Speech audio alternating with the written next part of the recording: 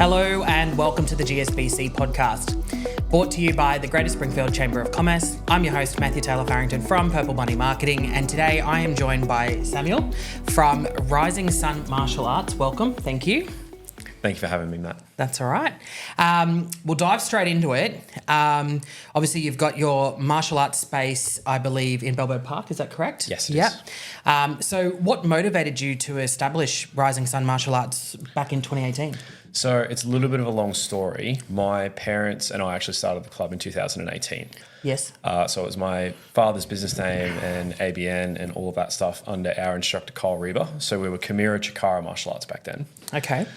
And we wanted to start our own club because we didn't feel like we were getting as much opportunity to teach and affect people directly as we wanted to. Mm-hmm. So we created our own space to do that in at Kimura Chikara Martial Arts. Yep. When my parents moved away to Armidale for my mum's work in 2022, that's when I took over running of the business full time. Yep. And later that year in September, we changed the name to Rising Sun Martial Arts. Yeah, wonderful. So it's had a bit of growth in that space, obviously, as well? Yes, it has. Yeah. We started off from scratch with no students in 2018, and we've developed since then, and we're now just under 100 members. Yeah, wow. Lovely. So your academy offers a range of programs, kids karate, Brazilian jiu-jitsu, and you're going to have to say the next one because I was going to say it and I was like, I'm going to just Let me guess, Krav Maga? Yes. Yes. So, yeah, that's correct? That's correct. Okay, perfect. So how do these disciplines differ in offering personal growth? It very much depends on each student's individual learning goals. Mm-hmm. So we find that different students train in different martial arts for different reasons. So a child that's doing kids karate or kids jiu-jitsu are often looking for confidence. Their parents are wanting to instill some discipline into them, and that's why they're in that style of doing that. Whereas someone looking for Krav Maga training, for example, they're looking for some more practical skills to use out in the real world in case they get accosted by someone or if they're looking for some direct self-defense training. Okay. And then people that are looking for the more athletic side of things like to train in Muay Thai or Zendo Kai or BJJ. Okay. Wow. I just thought it was all karate, so I'm very, not across how that all works. So that's interesting. And when I was doing some research before the interview, I was like, oh, wow, there's actually a lot to this, I guess, and not understanding that. So the emphasis on self-confidence and discipline is obviously evident in your mission, having a look through all of your stuff. But how do you integrate these values into the training methodologies? Particularly for the kids, it comes about as a result of them getting more competent with their skill sets. Mm-hmm. So as they start to move through and achieve their higher ranks and as they start to develop their skill sets, they become more confident in themselves. Yep. And then we turn it with the adults as well, but with the kids particularly, we have a call and response kind of system. Yes. So we will ask questions in class and students will have to raise their hand and answer just like a normal classroom. Mm-hmm. And we find that really raises people's confidence and their ability to believe in themselves and answer their own questions and are more willing to contribute if they feel like the answer is coming from them. Yes. Yeah, definitely. Obviously, you mentioned there that you've got the difference between children classes and adults, obviously. Mm-hmm. How do you tailor that teaching approach to cater to the different age levels and skill levels? Like, let's just say I was to walk through the doors, let's be clear, I got no idea. How do you tailor that to kind of cater to different skill sets and different levels of where people are at? So the key to keeping things interesting and keep people coming back is novelty. Yep. And I'm sure that's key with every business, but in martial arts training specifically, we like to use a couple of different tactics for juniors and seniors and different skill levels. The key is keeping it challenging enough that people are engaging, mm-hmm. but keeping it simple enough that they're not feeling too challenged and they don't want to quit. Yes. So with kids, that's often in the form of games, mm-hmm. which they're training balance, coordination, situational awareness. And with adults, it's often different drills, different techniques, yep. different training methods, using pads, doing stuff on their own, doing stuff with a partner. So there's a lot of different training modalities that we can utilize, specifically working with people and on your own. Yep. That keep it interesting and fun for everyone. Yeah. Sounds interesting. Maybe I will have to come check it out. All right. Having a look through all of your stuff as well, I noticed that community engagement appears to be a cornerstone of what you do with your academy. Can you share how Rising Sun Martial Arts contributes to the Greater Springfield community? Yes, I can. Yep. So there's a couple of different things I want to highlight in this space. Yes. The fatal stabbing that happened in Redbank Town Square. Yes. Violin White last year. That affected us quite deeply because I've been living in Goodnoe my whole life and I've been going to that shopping centre since it was built. Yes. So it's very close to home for us, and there were a lot of students and families of students that train with us that were affected by that.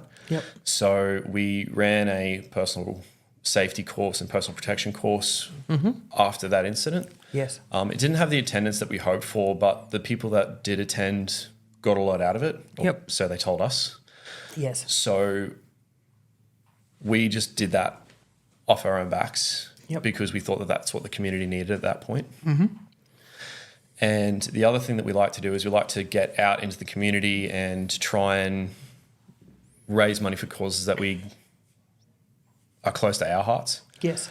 So legacy is a big one for me because I'm a reservist, or I was an Army reservist. Yes. So I've been in and around veterans for a little bit of my life, and that's a cause that I like to get behind. Yes. My mother in particular also likes to get behind Share the Dignity, which is a charity that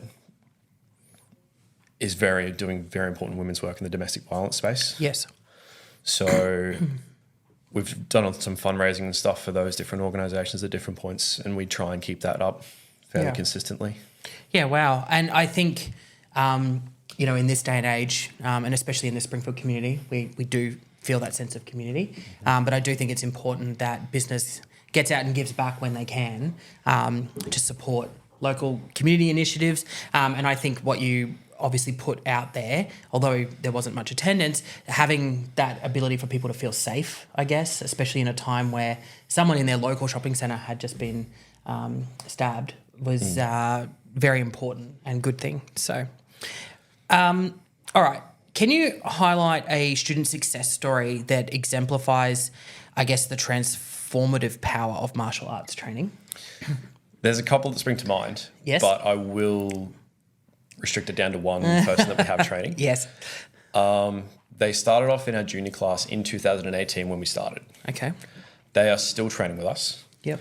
But they went from being a shy junior student that couldn't do a full lesson on the floor without breaking down and getting too anxious to continue. So stopping halfway through, not being able to continue, not feeling like they could feel safe enough to keep continuing because of their personal anxiety and how bad they've been bullied at school. Yes. That person has continued their training and got to the point where they could do a whole class, and then got to a point where they could perform a grading in front of several hundred people, went through after 6 years to get their black belt in Zen-no-kai, and is now instructing the junior class that they started in. Yeah, wow. So they've come full circle. Yes. Yeah, that's awesome. I think that's a great story, and it's obviously good hearing that basically the crux of what I'm hearing constantly is that it's just building self-confidence in people. The self-defense is obviously a mechanism there, but it's the confidence side there. All right. With the increasing interest in self-defense, especially among women, how does your academy address this need? So it's important to highlight the fact that we have several high-ranking women that are in our club. My mother being probably the biggest example. She's doing her 4th degree black belt this year. Yeah, wow. She's actively training for that. And we also have several other high-ranking women who are 1st degree black belt, 3rd degree black belt, who are in and around the club. So it creates a safer space for women to feel like they can come in and get that support that they need to start their self-defense journey and also to continue it, because they have people to confide in when they're having issues. Yes. The other thing that we're doing is that we're working with a organisation which is based in Ipswich, and they run a program called Fearless, which they didn't directly tailor it for victims of domestic violence, but they had those people in mind developing the program. Yes. So they've asked my mum Megan to come on board as the instructor. Yeah, wow. And we're also providing the premises for that training.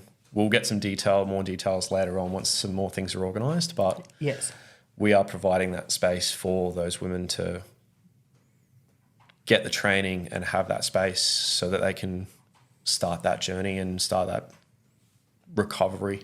Yes. Yeah, definitely.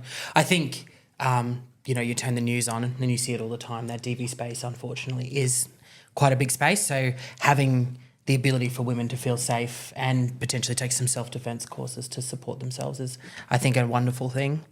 All right, so looking forward, what are your aspirations for Rising Sun Martial Arts? Obviously, you're running the business now. And are there any new programs or initiatives that we should be aware of or that you want to promote to the people today? Yes, so there's a couple of different things. In the next 4 to 6 weeks, we will be starting the Rising Sun podcast.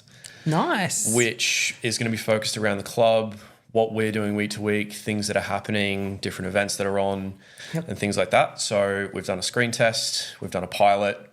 We're happy enough with it. Yep. So we're going to get that moving, which is going to be a lot of fun. Yes. And we're also starting or bringing back, because we have run them before, is our beginners courses. Okay. So it's a 3-week program, 2 hours per week. Yep. During our normal class times, but we have a dedicated instructor work with people who have never done martial arts before or who want to try a new martial art. Yep. And then the goal with those is to take them from complete beginner to being able to do a full class without that instruction from a dedicated instructor. Yep. So it takes you from beginner to novice in a very short amount of time. Yeah, wow. Okay.